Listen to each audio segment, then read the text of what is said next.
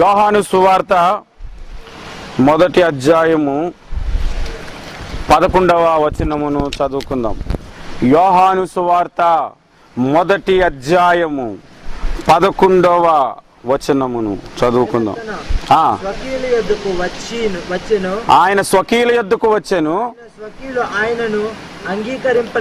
ఆయన స్వకీయులు ఆయనను అంగీకరింపలేదు. మరొక వచనం యెషయా గ్రంథము 55వ అధ్యాయము 8-9 వచనాలు.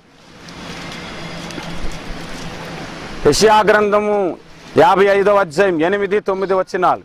నా తలంపులు మీ తలంపుల వంటివి కావు, నా తలంపులు మీ తలంపుల వంటివి కావు, మీ త్రోవలు నా త్రోవల వంటివి కావు, మీ త్రోవలు నా త్రోవల వంటివి. ఇదే యెహోవా వాక్కు. హల్లెలూయా, హల్లెలూయా. ఒకసారి మీ తలలు పైకెత్తుకోనండి. సంతోషంగా ఉన్నారా? సంతోషంగా ఉండాలి. నేను ఈ క్రిస్మస్ సీజన్లో కొన్ని ప్రార్థనా కూటాలకి ఆయా చర్చిలకు సంబంధించినవి, మన చర్చిలకు సంబంధించినవి వెళ్ళినప్పుడు చాలామంది బేదగా దిగులుగా ఉండటం చూశాను. ఈ ఇయర్ చాలామంది దిగులుగా, మరి కొన్ని పరిచర్యలు అయితే వెలిగిపోయారు మనుషులైతే. ఎందుకు సంతోషంగా ఉండరో మరి నాకు తెలీదు. మధ్యలో అవకాశిస్తే ఒక మాట చెప్పి అందరికీ ఉజ్జీవింప చేద్దామంటే తొక్కేయడానికి చూశారు. మరి అందరూ సంతోషంగా ఉండాలి. హల్లెలూయా. అందుకే మీరు అందరూ నవ్వటం కొరకని ఒక విషయాన్ని చెప్తాను. అదేంటంటే, అమెరికా దేశంలో లిల్లీ పుష్పమును గురించి స్పెల్లింగ్ రాయటం రావట్లేదంట. లిల్లీ అని స్పెల్లింగ్ రాయటం వారికి రాకపోతే అమెరికన్ ఒక ఆయన అన్నాడంటే, ఒరే ఇదే విషయాన్ని భారతదేశంలో ఏ పల్లెటూరు దగ్గరికి వెళ్ళినా, ఏ గొర్రెలు కాసుకునే దగ్గరికి వెళ్ళినా చెప్తాడు ఈ సంగతి. మీకు ఈ విషయం రాయటం రాదా అని అన్నాడంట. అవునా, అయితే మనం భారతదేశం వెళ్ళి ఒక గొర్రెలు కాసుకుని చూసి అడుగుదాం అని వీళ్ళందరూ బయలుదేరి గొర్రెలు కాసుకునేవాడి దగ్గరికి వెళ్ళారు. వెళ్ళిన తర్వాత బాబు లిల్లీ స్పెల్లింగ్ చెప్పంటే ఆడు అన్నాడంట, ఎల్ఐ అన్నాడట. అర్థమైంది మీకు? ఎల్ఐ అన్నాడంట. అది వెంటనే రాసుకొని వెళ్ళిపోయారట. అర్థమవుతుందా? ఎల్ఐ అన్నాడంట. పోన్లే, మొత్తానికి నవ్వారు. హల్లెలూయా. సంతోషముగా ఉండడి, ఎప్పుడూను సంతోషముగా ఉండడి అని బైబిల్ చెప్తుంది. యేసు ప్రభు ఫోటో వేసినప్పుడు ఇలా వేస్తారు పిక్చర్లు. ఆయన చాలా సంతోషంగా ఉండేవాడు, ఎప్పుడు కూడా, ఎప్పుడు దిగులుగా లేడు. దీనుడు అంటే ఫేస్ ఇలాగ వేయాలని ఏం కాదు అర్థం. అలాగే వేసాడు. అసలు యేసుప్రభు ఎప్పుడైనా ఇలాగ అన్నాడు ఎక్కడైనా? అన్నిటికని బైబిల్ ఏమనుందా? ఆయన చేయి చాపి ముట్టాను, ఆ చేయి చాపి ఆశీర్వదించానని ఉంది, కానీ ఇలాగ అన్నాడు ఏమన్నా? ఇలాగ కానీ లేదు కదా. తెలియదు చాలామందికి యేసుప్రభువుని గురించి. అయితే మనం చదువుకున్న వాక్య భాగములో మనం గమనిస్తే యెషయా గ్రంథములో ఏమనుందంటే, ఆయన మార్గములు, ఆయన ఆలోచనలు, ఆయన తెలివితేటలు మనుషుల వంటివి కావు. నిజంగా కావు. ఎందుకు అంటే, మనం ఇక్కడ చేద్దాం అనుకున్నాం, దేవుడు అక్కడ చేయించాడు. హల్లెలూయా. మన మీద కంప్లైంట్ ఇస్తారేమో అని భయపడ్డాం, అందరూ పోలీస్ పర్మిట్లు తెచ్చుకునేలా చేశాడు. దేవునికి స్తోత్రం కలుగును గాక. మనం అక్కడ వెతికాం, కానీ దేవుడు అక్కడ నడిపించాడు. మనం లైటింగ్ అడగలేదు, కానీ దేవుడు ఇచ్చాడు. డబ్బులు చాలా అనుకున్నాం, డబ్బులు ఇచ్చాడు. మనుషులు రారేమో అనుకున్నాం, కానీ ఊహించిన దానికంటే జనాలు వచ్చారు. మన ఆలోచనల కంటే దేవుని ఆలోచనలు వేరు. వర్షం వచ్చేదేమోనో అందరికీ దిగులే. ప్రార్థన ప్రార్థన ప్రార్థన ప్రార్థన చేశారు చాలా మటుకు. ఆల్ నైట్ ప్రేయర్లు చేసాం, ఉపవాస ప్రార్థనల నుండి చేశారు. దేవుడు వాతావరణాన్ని అలాగాపి తన కార్యాన్ని జరిగించుకున్నాడు. దేవునికి స్తోత్రం కలుగును గాక. హల్లెలూయా. బిర్యానీ గురించి ఎలా వండాలా అని మనం ఆలోచించాం, ఎక్కడుండేదో అని ఆలోచించాం. దేవుడు తక్కువ రేటుకి మన దగ్గరకు నడిపించాడు. దేవునికి స్తోత్రం కలుగును గాక. హల్లెలూయా. ఎప్పుడు కూడా మన ఆలోచనలు వేరు, దేవుని ఆలోచనలు వేరు. ఎందుకు ఈ మాట చెబుతున్నానో నేను చెబుతున్నప్పుడు మీకు అర్థమవుతుంది. మనం చదువుకున్న వాక్య భాగంలో మొట్టమొదటిగా చదువుకున్న వాక్య భాగము యోహాను సువార్త 1:11లో ఏమని రాయబడిందంటే, ఆయన తన స్వకీయుల యొద్దకు వచ్చెను. ఆయన తన సొంత ప్రజల దగ్గరికి వచ్చాడు.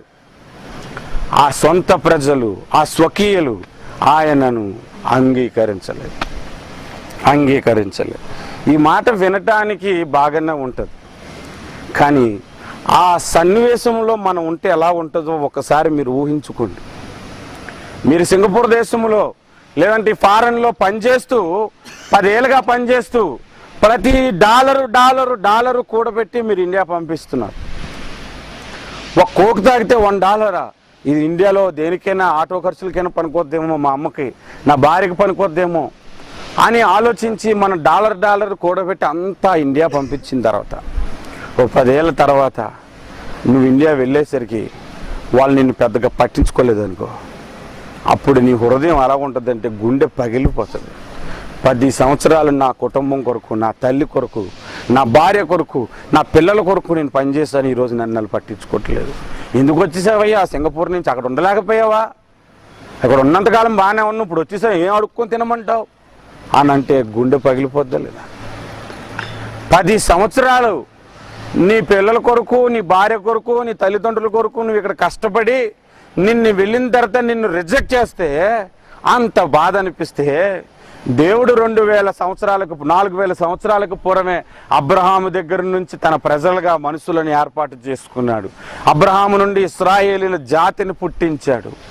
ఆ ప్రజల దగ్గరకు యేసయ్య వస్తే ఆయన్ని వారు అంగీకరించాలి.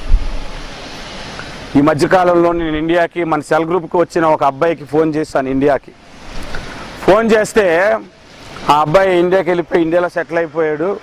ఫోన్ చేసిన తర్వాత, అన్న నేనే నీకు ఫోన్ చేద్దాం అనుకుంటున్నాను అన్న, ఈలోగా మీరే నాకు ఫోన్ చేశారు అని అన్న. ఏం తమ్ముడు, ఏం చెప్పాలనుకుంటున్నావు అంటే, అన్న నీకు తెలుసు కదా అన్న, 6 సంవత్సరాలు నేను కష్టపడి పనిచేశానన్న. మా ఇల్లు అగ్ని ప్రమాదంలో కాలిపోతే నేను ప్రతి రూపాయి కూడా కూరబెట్టుకొని ఎంఆర్టీకి బూన్ లేక నడుచుకొని వెళ్ళేవాడంటే, ఎంఆర్టీకి అంత 50 సెంట్ పెడతా అవుతుందని అంత కష్టపడి నేను డబ్బు పంపించానన్న, ఇల్లు కట్టించానన్న. ఈరోజు నేను ఇంటికి వచ్చిన తర్వాత అంతా అమ్మ పేరు మీద పెట్టాను. అమ్మ అక్కకి ఇచ్చేసింది. నాకు చెప్పలేదన్న ఒక మాట, నాకు చెప్పించిన బాగున్నా, నాకు చెప్పకుండా అక్క పేరు మీద పెట్టేసింది. ఈరోజు నేను నా కూతురుతో ఉంటాను, నీకు నాకు సంబంధం లేదనేసిందన్న అని ఆ మాటల్లో ఆ బాధని చెబుతున్నప్పుడు నాకు అనిపించింది, నిజంగా ఎంత బాధ అంటే అది కదా, చాలా భయంకరమైన బాధ అది. అప్పుడు ప్రభువుకి అతనికి నేను చెప్పాను, బాబు మనం నమ్ముకున్న ప్రభు ఉన్నాడు చూసావా, ఆయన మార్గంలో నీవు వెళ్తున్నావు అని ఇప్పుడు నాకు అర్థమైందని చెప్పాను. ఎందుకు అంటే మన ప్రభువు కూడా తన స్వకీయుల యొద్దకే వెళ్ళాడు, అంగీకరించలేదు. ఆయన సిలువ వేయమని ప్రకటన చేసింది ఎవరో తెలుసా? ఆయన ప్రజలే. ఆయన సిలువెక్కించమని చెప్పింది ఆయన ప్రజలే. ఆయన అంగీకరించలేదు ఆయన ప్రజలే. నువ్వు నిజమైన భక్తుడు అనిపిస్తుంది ఇప్పుడు నాకు, అందుకనే నిన్ను కూడా రిజెక్ట్ చేశారని చెప్పా. అర్థమవుతుందని చెప్పిన మాట. ఎందుకు ఈ విషయాన్ని చెప్తున్నానంటే, మనం క్రిస్మస్ రాగానే సంబరాలు భలే జరుపుకుంటాం, కానీ ప్రథమ క్రిస్మస్ నాడు యేసు ప్రభువుని రిజెక్ట్ చేశారు. యేసు ప్రభువుని రిజెక్ట్ చేశారు. ఈనాడు కూడా చాలామంది ఆ క్రిస్మస్ అప్పుడే యేసు ప్రభువుని పక్కన పెడుతున్నారు. వింటున్నారు నా మాటలు? అందరూ క్రిస్మస్ బాగానే జరుపుకుంటున్నారు, కానీ మొట్టమొదటి క్రిస్మస్ యేసు ప్రభు ఈ లోకంలో జన్మించినప్పుడు ఆయన పక్కన పెట్టారు. ఈరోజు కూడా అదే పని జరుగుతుంది. ఈరోజు కూడా ఎక్కడ చూసినా ఆయన్ని పక్కన పెట్టున్నారు, కేక్కి ప్రాముఖ్యత ఇస్తున్నారు. ఇంకో విషయం తెలుసా? క్యారల్స్ అనగానే మరి ఎందుకు క్యాండిల్స్ తెస్తారో నాకు తెలియదు.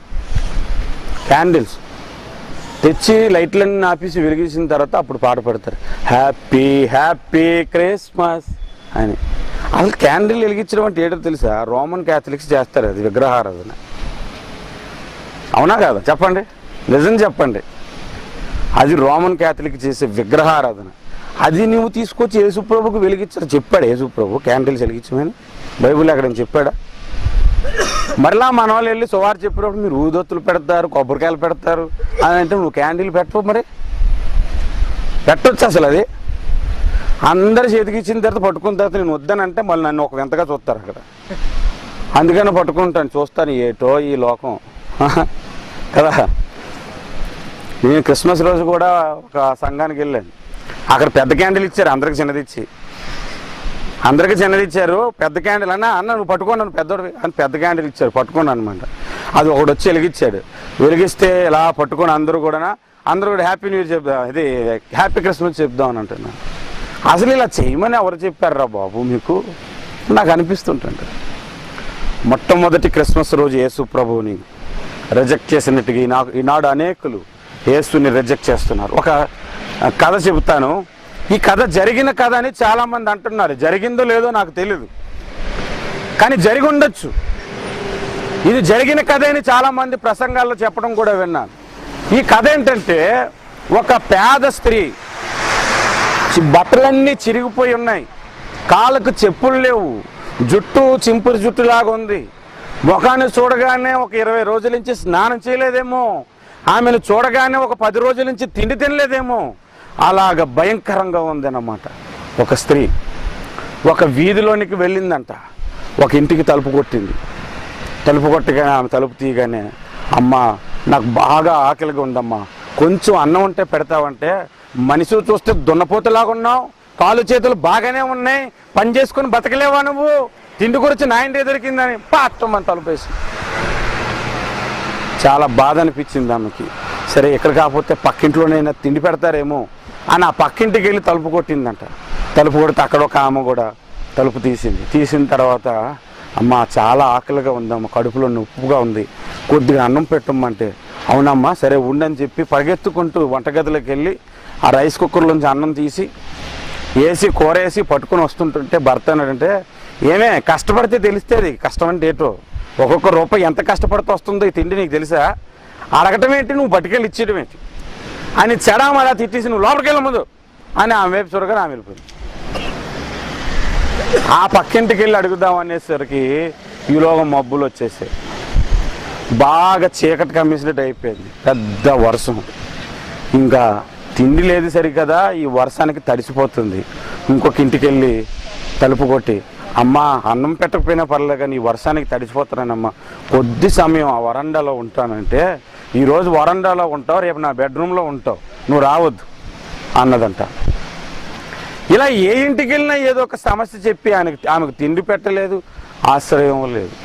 ఆఖరికి ఒక చివరనున్న ఒక ఇంటికి వెళ్ళినప్పుడు ఒక పేద విధవరాలు ఆమెను చేర్చుకొని ఆమెకున్న ఒక పూట భోజనంలో సగం భోజనం ఆమెకు పెట్టి వేడి గంజి ఆమెకిచ్చి ఆమె కప్పుకున్న దుప్పటిని 2 ముక్కలుగా చీల్చి ఆమె మీద కప్పి, పడుకోమ్మా ఉదయం లేచాక ఎల్దుగాని లేని పడుకోబెట్టి మంచిగా నిద్రపోయింది. ఒక పక్క వర్షం పడుతుంది, ఉరుములు పడుతున్నాయి.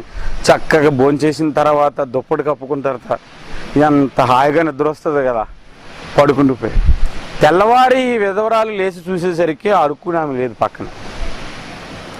అటు ఇటు చూసింది, ఆ వీధిలోకి వెళ్ళి చూసింది, ఈ వీధిలోకి వెళ్ళి ఎక్కడికి వెళ్ళిపోయింది ఈమె, రాత్రి తిండి పెట్టాను, బట్టలు ఇచ్చాను, ఉండటానికి గది ఇచ్చాను, అయినా వెళ్ళిపోయిందట ఈమె అని. ఈలోగా అందరూ తెల్లారింది కదా, హడావుడిగా అందరూ డ్యూటీలకు వెళ్ళడానికి రెడీ అయిపోతున్నారు. ఈలోగా 2 పోలీసు బైకుల మీద పోలీసులు 2 వచ్చారు. ఆ తర్వాత వెనకన ఒక పోలీస్ కారు వచ్చింది. ఆ తర్వాత 10 అడుగుల పొడుగున్న ఒక కారు వచ్చింది. అందులో నుంచి ఒక యువరాణి చాలా అందంగా ఉంది దిగింది.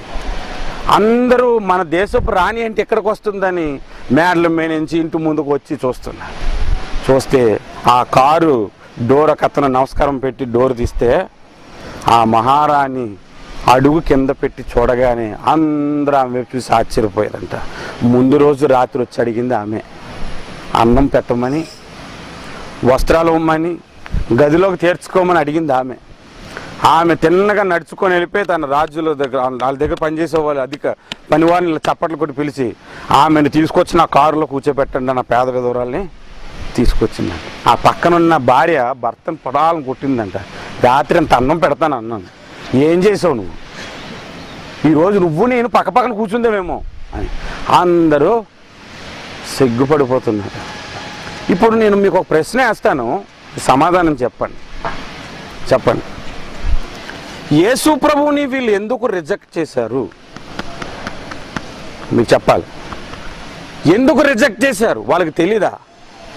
వారికి బైబిల్ ఏమని చెప్తుంది? కన్యక గర్భమున పుట్టునని సంగతి బైబిల్ వారికి తెలుస్తుంది, ధర్మశాస్త్రంలో మాట ఉందని సంగతి వారికి తెలుసు. కన్యక గర్భవతిగా కుమారుని కన్నని సంగతి తెలిసిన మరియమ్మను పట్టించుకోలేదు, యేసేపును పట్టించుకోలేదు, పుట్టిన యేసును పట్టించుకోలేదు. లేఖనాలు ఉన్నా కూడా మన కొరకు మెస్సయ్య వస్తాడని ప్రవచనాలు వరకు ఉన్నాయి కదా, అయినా ఆయన ఎందుకు పట్టించుకోలేదు? అయినా ప్రజలు ఎందుకు ఆయన అంగీకరించలేదు? సరే, దీనికి మీరు సమాధానం చెప్పకపోయినా నేను చెప్పిన ఒక కథ ఉంది కదా, ఆ కథకి మీరు సమాధానం చెప్పండి. ఆమె అడుక్కున్న ఆమె ముందు రోజు వచ్చినప్పుడు ఆమె రాణి అనే సంగతి తెలిస్తే మీరు భోజనాలు పెట్టి ఇంట్లో తెచ్చుకుంటారు లేదా? ఖచ్చితంగా తెచ్చుకుంటారు. అవునా? అంటే వీళ్ళు ఏం చేశారు? తెలియక ఆమెను రిజెక్ట్ చేశారు. ఇప్పుడు మీరు చెప్పండి, యేసు ప్రభువుని ఎందుకు రిజెక్ట్ చేశారు? తెలియక. ఎందుకు తెలియదో చెప్పనా? వీళ్ళు మన మెస్సయ్య రాజుగా వస్తాడని ఎదురు చూస్తున్నారు. మన మెస్సయ్య దేవుడు కదా, దేవుడేంటి ఇలా మానవుడిగా రావటం ఏంటి? ఒక చెంప కొడితే రెండో చెంప చూపెడతానే అంత ఇదిగా ఉండటం ఏంటి? నేను నమ్మను. ఆయన ఎలాగెందుకండి వస్తాడు మన మెస్సయ్య అని అంటున్నాడు. అందుకే యెషయా గ్రంథాన్ని ముందు చదివించాను. మన తలంపులు ఆయన తలంపుల వంటివి కాదు, మన ఆలోచనలు ఆయన ఆలోచనల వంటివి కావు. ఆయన కార్యములు ఎలాగైనా చేస్తాడు. దేవునికి స్తోత్రం కలుగును గాక. హల్లెలూయా. ఆయన ధనవంతుడై ఉండి దరిద్రుడిగా మన కొరకు వచ్చాడు. అసలు ఆయన ఈ లోకానికి వచ్చింది ఆయన దేవుడిని చెప్పుకోవడానికి రాలేదు. యాక్చువల్లీ ఆయనకు ఒక రాజ్యం ఉంది, అక్కడికి రావాలంటే ఎలా బ్రతకాలో నేర్పించడానికి వచ్చాడు. ఆయన దేవుడని చెప్పుకొని వెళ్ళిపోతే అందరూ ఈరోజు ఆయన నమ్ముతారు. అర్థమైందా? ఆ రాజ్యానికి వెళ్ళాలంటే ఆ మార్గం ఎలాగ జీవించాలో నేర్పించటానికి ఆయన ఈ లోకానికి వచ్చాడు. అది అందుకే దైవికముగా మనం ఆలోచించినప్పుడు పేదవాడిని తృణీకరించాం, కోటేసుకున్నాడు పక్కన దూర్పం. జాగ్రత్తగా ఆలోచించి ఏది సత్యము గమనిస్తాం మనం. హల్లెలూయా, హల్లెలూయా. అర్థమవుతుందా?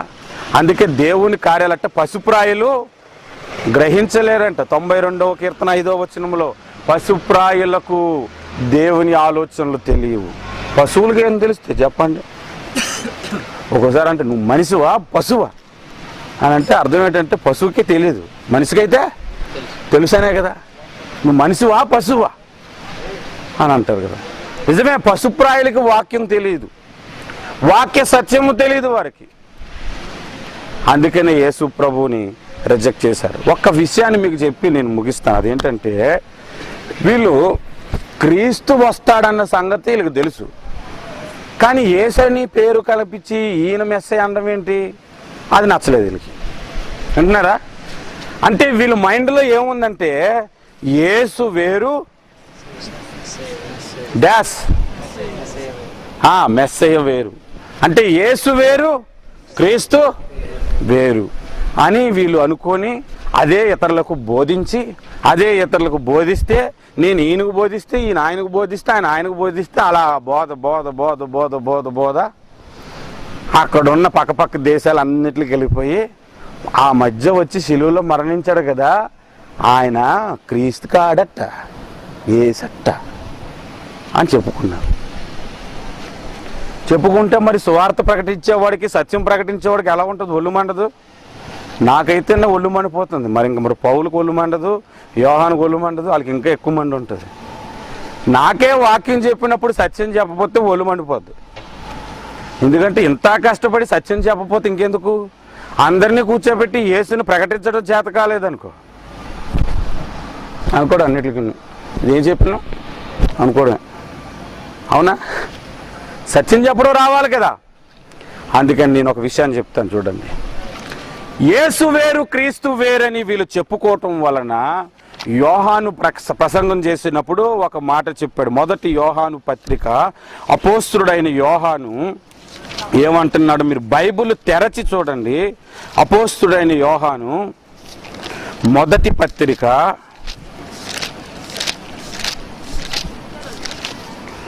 మొదటి పత్రిక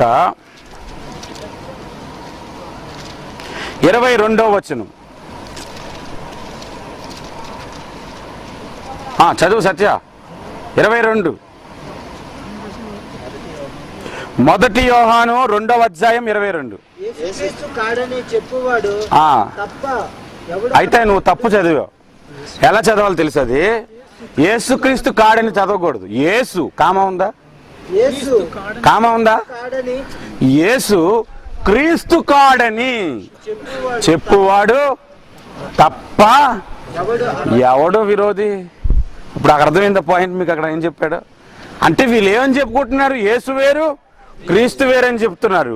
ఈయనేమని ప్రసంగం చేస్తున్నాడు, యేసు క్రీస్తు కాడని చెప్పువాడు తప్ప ఎవడబద్ధికుడు అని అంటున్నాడు. ఈ ప్రసంగంలో తేడా ఉందా? అందుకే వచనాలు చదివినప్పుడు చాలా చక్కగా కామనం కూడా తీసేయకూడదు, ఒక పొల్లైనను పోదన్నాడు మన ప్రభు. ఏది కూడా వదిలేయకూడదు, మనకు నచ్చినట్టు చెప్పిసుకోవడం కాదు. అదే 1 యోహాను పత్రిక 5వ అధ్యాయం 1వ వచనము, ఇక్కడ కొమ్ము ఉంటుంది చదవండి. 1వ వచనములో కాదు కాదు కాదు యేసు క్రీస్తని లేదు, యేసే క్రీస్తని అని అన్నాడు. ఏమన్నాడు? క్రీస్తై ఉన్నాడని నమ్ము ప్రతివాడు దేవుని మూలముగా పుట్టాడు. హల్లెలూయా. మనం నమ్మిన ప్రభు ఆయనే క్రీస్తని మనం నమ్మాం, వాళ్ళే దేవుని మూలంగా పుట్టాడు. హల్లెలూయా. కాబట్టి ఇంకొకరు అంత్యకాలంలో నేను క్రీస్తునని వస్తే పోరా బాబు, ఆ శిలువ మీద మరణించిన యేసే క్రీస్తని మాకు తెలుసు అని మనం చెబుతాం. అందుకే అన్నాడు ధర్మ విరోధ సంబంధమైన క్రియ ఇప్పటికే పని చేసింది. ఆడు ఎప్పుడో పునాది వేశాడు. ఈ శిలువ మీద మరణించిన యేసు క్రీస్తు కాడు అని. ఆ అంచెదినాలు ఈ బోధలన్నీ ఇలాగే చెప్తారు. మళ్ళీ దీన్ని ఇంకోలా చెప్తాడు ఇంకొకడు వచ్చి, యేసే క్రీస్తై ఉన్నాడని నమ్మువాడు తప్ప వాడే దేవుని మూలముగా పుట్టినవాడు. హల్లెలూయా హల్లెలూయా. ఒకసారి యేసు ప్రభు ఒక ప్రశ్న అడిగాడు పేతురుకి, మీకు ఎవరికైనా గుర్తుందో లేదో. పేతురుని పిలిచాడు, పేతురులరా జనులు నా గురించి ఏమనుకుంటున్నారబ్బా? ఒక్కోసారి నేను అడుగుతానా ప్రశ్న కలగొంది మంది అని అంటే ఏమనుకుంటారు, పెద్ద చెప్పాడని వీడి గురించి ఈడే అనుకుంటారు. పేతురు అలాగ అనుకోలేదు. జనులు నా గురించి ఏమనుకుంటున్నారంటే, ప్రభువా ఇర్మియా ప్రవక్త అంటున్నారు, కొంతమంది బాప్తిసి యోహాన్ అంటున్నారు, కొంతమంది ఏలియా అంటున్నారు అన్నారు. పోనీ వాళ్ళందరూ అనుకున్నారు, నువ్వేమనుకున్నావు అన్నాడు. నీవు క్రీస్తు అని నేను నమ్ముతున్నాను అన్నాడు. హల్లెలూయా హల్లెలూయా అనగానే అప్పుడు అన్నాడు, ఈ విషయం ఎవరికి చెప్పొద్దు అన్నాడు. అంటే యేసు క్రీస్తు అని వారు అనుభవపూర్వకంగా తెలుసుకోవాలి, చెప్పొద్దు అన్నాడు. అపోస్తుల కార్యాలు 17వ అధ్యాయం దయచేసి చూడండి. అపోస్తుల కార్యాలు 17వ అధ్యాయములో పౌలు సువార్త ప్రకటించటానికి దెస్సలోనిక పట్టణానికి వెళ్ళాడు. దెస్సలోనిక పట్టణానికి వెళ్ళినప్పుడు అక్కడ కూడా ఈ పోతుంది. అక్కడేమంటున్నారంటే, అప్పుడు సిలువలో మరణించాడే యేసు, ఆయన క్రీస్తుని చాలా మంది ప్రకటిస్తున్నారంటే ఈ విషయాలు ఎవరు నమ్మకండి పిన్ని గారు, విషయాలు ఎవరు నమ్మకండి అయ్యగారు అని అక్కడ కూడా అందరికీ గెల్లిగజ్జలు పెట్టారు. ఆడి దగ్గర పోకండి, అందరిని మార్చేస్తున్నాడంట. ఆడి దగ్గర పోకండి, ఆడు మంచోడు కాదట అని నా గురించి చెప్తున్నారు కదా. అది ఆ నోట ఈ నోట పోరు. అన్న నువ్వు మంచోడు కాదట అని అడిగాడు నిన్న ఒకడు. నేను మంచోడు కాదట, నువ్వు డైరెక్టర్ గారు కూడా చాలా మంచోడు, నువ్వు నేను మంచోడిని ఎందుకు కాదు పోను అది చెప్పు, ఎందుకు చెప్పు. ఇక్కడ కూర్చున్న తర్వాత బ్రదర్ బీరు తాగొచ్చు పర్వాలేదని చెప్పాను ఇప్పుడైనా, లేదే కనీసం క్యాండిల్ కూడా వెలిగించడం తప్పని చెప్తున్నాను. మరి నేనెందుకు మంచోడిని కాదు? ఇది అలాగ అందరికి పాకేస్తుంది కదా, అలాగే యేసుప్రభు గురించి పాకేసింది అక్కడ. దెస్సలోని పట్టణంలో కూడా ఇదే గొడవలు. అక్కడికి పౌలు వెళ్ళాడు. 3వ వచనం నుండి చదవండి. అక్కడికి పౌలు వెళ్ళి చూడండి ఏమంటున్నాడు. క్రీస్తు శ్రమపడి మృతుల్లో నుండి లేచుట ఆవశ్యకమనియు నేను మీకు ప్రచురము చేయు కాదు, యేసే క్రీస్తై ఉన్నాడనియు లేఖనములలో నుండి చెప్పుచు 3 విశ్రాంతి దినములు చెప్పాను అన్నాడా, తర్కించుచుండే అన్నాడా? తర్కించుచుండేనంటే కాదని కొందరు అంటుంటే, యేసు వేరు క్రీస్తు గారంటే ఆయన లేఖనములను చూపించి ఆయన మన కొరకు మరణించుట ఆవశ్యకము కాబట్టి మానవుడిగా వచ్చాడు, యేసు అని పేరు పెట్టారు, ఆయనే క్రీస్తు అని ఈయన తర్కించాడంట. 3 వారాలు, 3 విశ్రాంతి దినములంటే 3 వారాలు. హల్లెలూయా హల్లెలూయా. ఎంతో మందికి బైబిల్ వేదాంత విద్యలు నేర్చుకున్న వాళ్ళు, కళాశాలకు వెళ్ళిన వాళ్ళు, బీటీహెచ్లు, ఎంటీహెచ్లు, పిహెచ్డీలు చేసేవాళ్ళు ఉంటారు కదా, వాళ్ళకు కూడా కొన్ని సంగతులు తెలీదు. వాళ్ళకు కూడా తెలీదు. ప్రభు కృపను బట్టి హెచ్చించుకుంటున్నానని కాదు, కానీ దేవుడు ఆ కృపతో నన్ను నింపాడు. ఒక విషయాన్ని నేను మీకు చెబుతాను.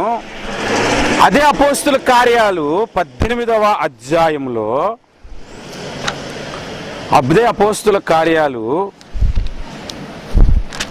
18వ అధ్యాయంలో 24 నుండి మనం చూస్తే, నేను చదువుతూ ఉంటాను, మీరు చూడండి. అలెగ్జాంద్రియా వాడైన అపోల్లో అను ఒక యూదుడు ఎఫెసునకు వచ్చాను. ఇతడు పేరు అపోల్లో, ఇతడు అలెగ్జాంద్రియా వాడని బైబిల్ చెబుతుంది. అతడు ఒక యూదుడు అని కూడా బైబిల్ చెబుతుంది. ఇతడు విద్వాంసుడును లేఖనముల యందు ప్రావీణుడునై, ఈయనకి ఎంత డిగ్రీ ఉందో చూడండి.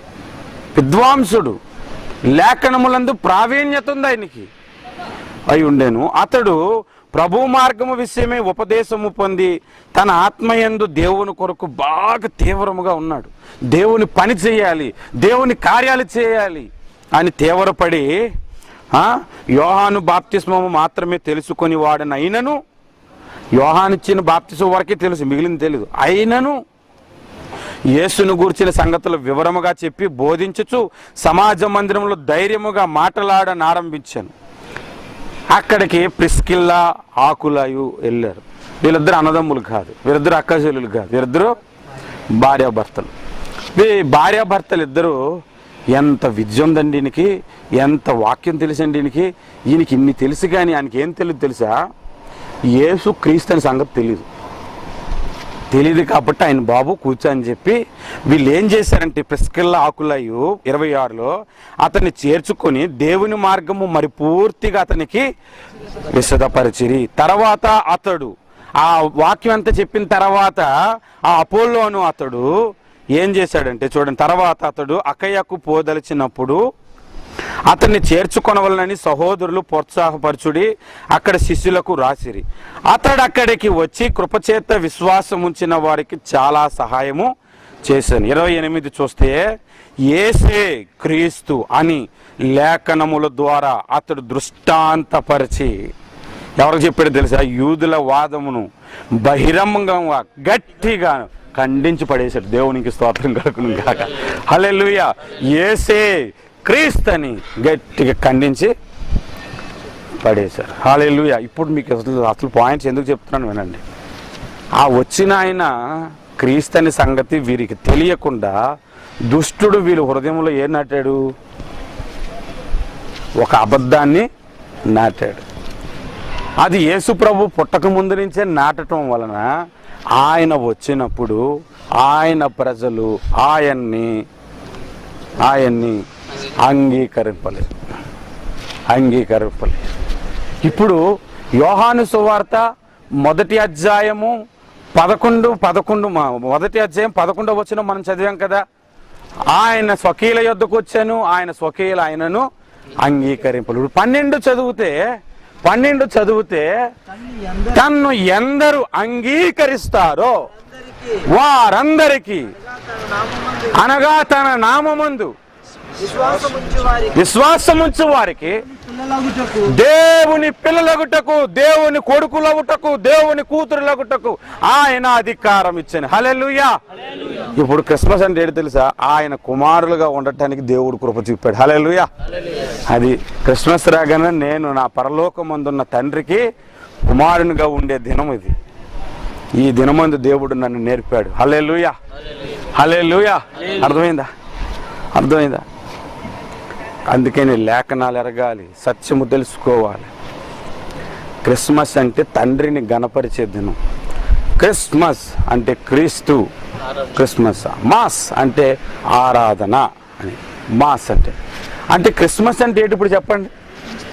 క్రీస్తుని ఆరాధించుట. అదే చేయరు.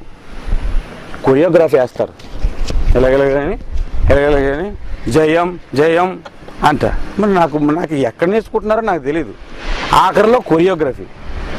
అది అవసరమా చెప్పండి? దాన్ని చూసి అబ్బో బాగేశాడు రో అని పిచ్చకపోతున్నారా మనుషులు? లేదు, ఎక్కిపోతున్నారా? అంతకంటే బాగా సినిమాలు వేస్తారు. అక్కడికి వెళ్ళిపోవచ్చు మనం డైరెక్ట్గా వెళ్ళిపోవాలనుకుంటే. తప్ప కదా? అదే ఉండదు. అక్కడికి వచ్చాక నాటికలు, డ్రామాలు, అందులో పనికిమాలిన జోకులు, ఇదా క్రిస్మస్? బైబిల్ చెప్తున్న క్రిస్మస్ ఇదా? ఇలాగ చేసి ఆయన రిజెక్ట్ చేస్తున్నారు చాలామంది. నేను కెంటెక్ సెల్ గ్రూపులో క్రిస్మస్ జరిగినప్పుడు మీ అందరికీ గత కొన్ని సంవత్సరాలు ఉన్నవారు అందరికీ తెలుసు, కనీసం ఆ క్యాపులు కూడా పెట్టుకొని ఉంది. క్యాపులు కూడా పెట్టుకుని ఉంటుంది. అందరూ క్యాపులు వేసేది ఈసారి అని ఒకసారి మీటింగ్లో అన్నారు, బాబు ఎందుకు క్యాపులు చెప్పు, ఎంత వద్దన్నా 2008లో మాత్రం ఒకరు క్యాండిల్స్ కొని తీసి అందరూ పనిచేశారు. నేను ఆరాధన చేస్తున్నాను ఇక్కడ, అందరికీ క్యాండిల్స్ ఇచ్చేశారు. ఎందుకు వద్దన్నా ఇంక ఇచ్చేసారు కదా, ఇంక అక్కడ వద్దంటే వీడు ఫీల్ అయ్యి మానేస్తాడు. సరేలే వెలిగించేసిన తర్వాత చెబుదాం అయ్యగారికి. ఆ తర్వాత అయిపోయిన తర్వాత బాబు క్యాండిల్స్ వెలిగించడం కూడా తప్పేను అంటే అది పెద్ద మహాపాపం ఏంటి, నరకానికి వెళ్ళిపోతామా అని అనుకోవచ్చు, వెళ్ళిపోము. కానీ అదే చిన్న అవకాశమే లోకము ఎంటర్ అవుతుంది. కాబట్టి క్రీస్తుని ఆరాధించుటయే నిజమైన క్రిస్మస్. హల్లెలూయా. ఎంతమంది క్రిస్మస్ దినాన్ని ఉదయాన్నే లేచి 2 చేతులు పైకెత్తి యేసు ప్రభుని ఆరాధించారు? ఎంతమంది ఆరాధించారా? ప్రభువా నా కొరకు నువ్వు పుట్టావు నాయన, నీకు వందనాలని, నీకు స్తోత్రాలు ప్రభువా అని ఎంతమంది ఆరాధించారు? అది క్రిస్మస్ ఆరాధన. అక్కడ వచ్చి బిర్యానీ మేసేయడం కాదు ఆరాధన. బాగుండారన్నా అని చెప్పుకోవడం కాదు ఆరాధన. మీరు బాగా చేశారన్నా, బోర్లు బాగా పెట్టారన్నా, లైట్లు బాగా పెట్టారన్నా, పాంప్లెట్లు బాగా పెంచారన్నా, అది కాదు. అక్కడికి వచ్చి క్రీస్తుని ఎలా ఆరాధించావు, అది ఆరాధన. హల్లెలూయా. చివరిగా ఇంకొక మాట నేను చెప్తాను. యోహాను సువార్త 1వ అధ్యాయము 1వ వచనము. ఆదియందు వాక్యము ఉండెను, వాక్యము దేవుని యొద్ద ఉండెను. ఆగండి, వాక్యం ఉంది. వాక్యం ఎక్కడుంది? వాక్యం అంటే పుస్తకం కాదు. ఆ తర్వాత చదివితే వాక్యము దేవుడై ఉండెను, ఆయన అంటే దేవుని దగ్గర దేవుడు ఉన్నాడు, అది అర్థం. మీకు అర్థమైనట్లు చెప్పారండి. దేవుడి దగ్గర ఎవరు ఉన్నారు అంటే ఇద్దరా అని అనుమానం వస్తుంది కదా. మరి మహోన్నతుని చాటున ఉన్నవాడు సర్వశక్తిని నిశ్చయించాలంటే మరి అక్కడ కూడా ఇద్దరే, అవునా కదా? దేవుని చాటు ఉండేవాడు దేవుని చాటు ఉండేవాడు అని రాయొచ్చు కదా అక్కడ కూడా. మహోన్నతుడు అంటే యేసు ప్రభు, సర్వోన్నతుడు అంటే ఆయన తండ్రి. ఈయన దగ్గర ఉంటే ఆయన దగ్గర ఉన్నట్లే అని అర్థం. ఒక్కోసారి కొంతమంది అంటారు, అరే నాకు డబ్బులు ఇస్తే బ్యాంకులో ఉన్నట్టేరా అని. అది నిజం కాదు. కానీ యేసు దగ్గర ఉంటే మాత్రం సర్వోన్నతుడైన దేవుని దగ్గర ఉన్నట్టు, ఇది నిజం. అది నమ్ముతారు. ఆడి దగ్గర ఉంటే నిజంగా బ్యాంకులో ఉన్నట్టు అని అందరూ డిపాజిట్ చేశారనుకో, అయ్యగారు ఒకరోజు కనబడ్డు. ఇప్పుడు నేను ఫస్ట్ వచనం చదివించాను, వాక్యం అక్కడ ఉంది. ఆ వాక్యమే 14వ వచనములో, ఆ వాక్యము శరీరధారి అయి కృపాసత్య సంపూర్ణుడిగా మన మధ్యను నివసించాను. ఇప్పుడు క్రిస్మస్ రోజు మనకి ఏం దొరికింది? వాక్యమైన యేసు ఈ లోకానికి శరీరధారిగా వచ్చాడు. ఆయన మాటలే అక్షర రూపము దల్చి మన చేతిలోనికి వచ్చింది. ఇప్పుడు మీరు చెప్పండి, క్రిస్మస్ అంటే ఏంటి చెప్పండి? బైబిల్ చదువుట, హల్లెలూయా. లేఖనాలు ఎరుగుట, హల్లెలూయా. కొంతమంది ఈ వాక్యాన్ని పట్టించుకోరు, ఇది పక్కన పెట్టి అన్నీ చేస్తారు. వీళ్ళు ఏం చేస్తున్నారంటే వాక్యము ఆ స్వకీయుల దగ్గరకు వస్తే వారు దాన్ని అంగీకరించట్లేదు. వాక్యం వద్దు ఈ రోజుల్లో వారికి, ఆరాధన వద్దు ఈ రోజుల్లో వారికి. డ్యాన్సులు కావాలి, కుప్పగెంతులు కావాలి, గట్టిగా దబ్ దబ్ దబ్ దబ్ దబ్ దబ్ దబ్ అని కొట్టాలన్నమాట. కొడితే అది అంతా చూసేసి మురిసిపోతారు. ఆఖరిలో కేక్ కట్ చేసిన దగ్గర ఫోటోలకి ఇలాగో ఫోటో ఇచ్చారు. అది క్రిస్మస్ ఈ రోజుల్లో చాలామందికి. ఇవన్నీ ఉండనివ్వండి, కానీ అంతకంటే ఎక్కువ క్రీస్తుని ఉండనివ్వండి. హల్లెలూయా. అర్థమైందా? అనేకులను కూర్చోబెట్టి సత్యవాక్యమును ప్రకటించాలి. అది దేవునికి స్తోత్రం కలుగుతుంది. నేను ఎక్కడైనా క్రీస్తుని గురించి ప్రకటించే అవకాశం దొరికితే ఎలా చెప్పాలంటే ఎంత ప్రార్థన చేసుకున్నాను, ఎంతగా సిద్ధపడ్డాను నాకు తెలుసు. కానీ దుష్టుడు ఎక్కడ కూడా అవకాశం లేదు నాకు. ఎక్కడ అవకాశం ఇవ్వకుండా ఆపారు. అప్పుడు నేను అనుకున్నాను, దుష్టుడికి ఎంత భయం అబ్బా, నేనంటే భయపెట్టిన అడిగిన మాత్రం నిజంగా నేను. దేవునికి స్తోత్రం కలుగుతుంది. హల్లెలూయా. ఇప్పుడు మీరు నిజమైన క్రిస్మస్ ఆరాధన చేయాలి అంటే నేను చెప్తున్నాను. క్రిస్మస్ గురించి 2009లో 21 మెసేజ్లు చెప్పాను. ఇంకో 40-30 ఉన్నాయి నా దగ్గర. నేను ఎప్పుడో చెప్పాను. దేవుని దర్శనం చూసినప్పుడు దేవుడు చెప్పాడు, బాబు నీ పాకెట్లో 1 కోటి ప్రసంగాలు పెడతాను. అయ్యా వద్దు, 1 లక్ష చాలు,